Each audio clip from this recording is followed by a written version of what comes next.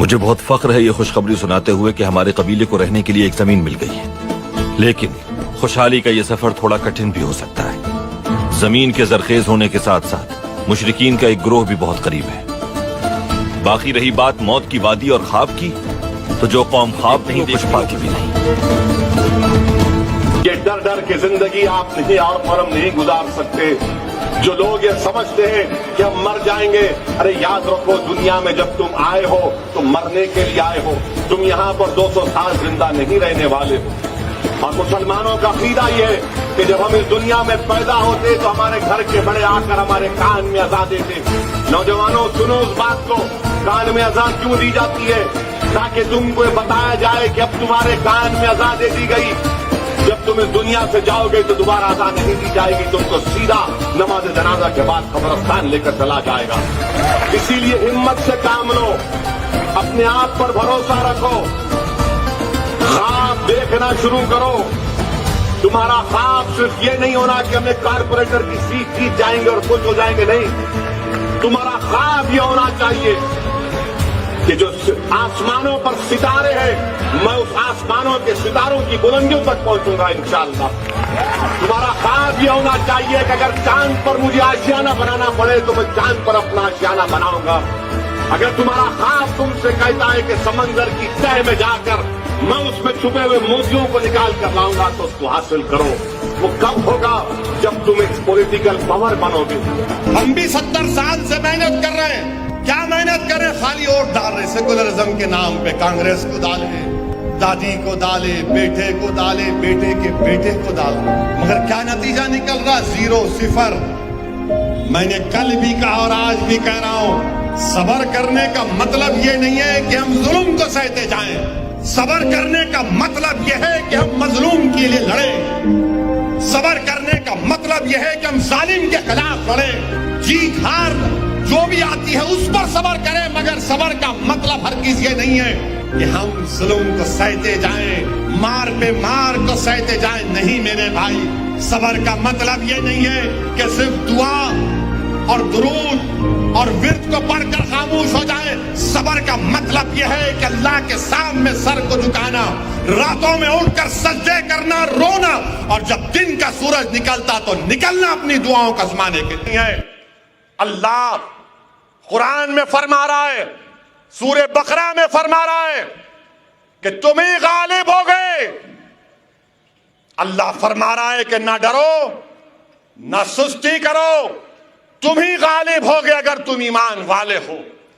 کہ ظالم ظلم کرنے والوں کو ہم بتا رہیں گے کہ تم ہم کو قاسم بنا دو، تم ہم کو جنید بنا دو، تم ہم کو پیلو خان بنا دو، تم ہم کو علیم الدین انصاری بنا دو، تم ہماری بہنوں کو عشرت جہاں بنا دو، مگر یاد رکھو دین اسلام کو ہم نہیں چھوڑنے والے۔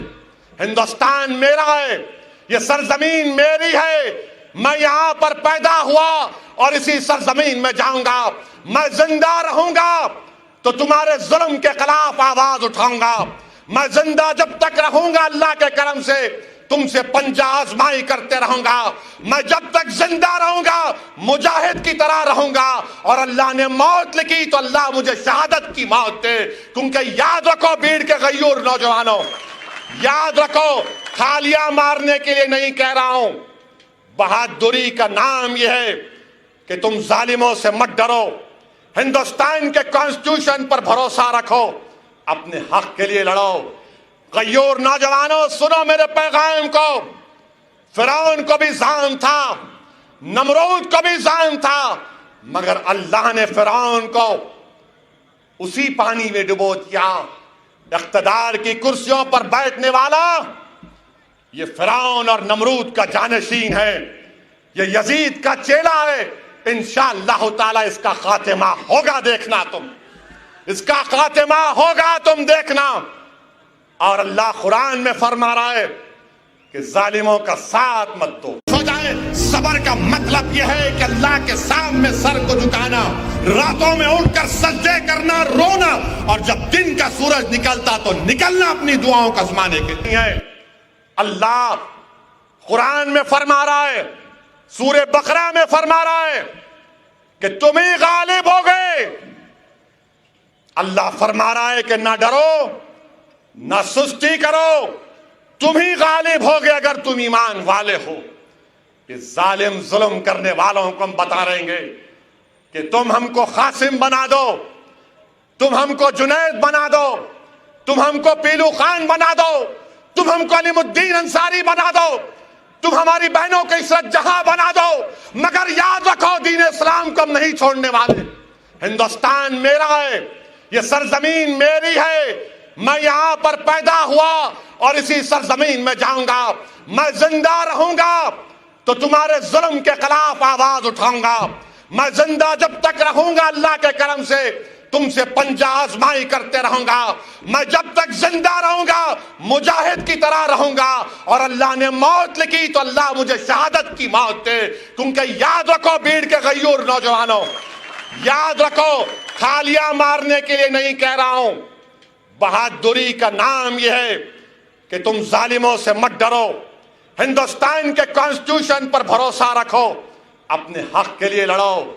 غیور نوجوانوں سنو میرے پیغام کو، فرعون کو بھی ظالم تھا، نمرود کو بھی ظالم تھا، مگر اللہ نے فرعون کو اسی پانی میں ڈبو دیا۔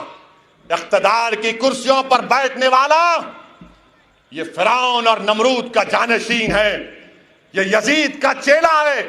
انشاءاللہ تعالی اس کا خاتمہ ہوگا، دیکھنا تم، اس کا خاتمہ ہوگا، تم دیکھنا۔ اور اللہ قرآن میں فرما رہا ہے کہ ظالموں کا ساتھ مت دو۔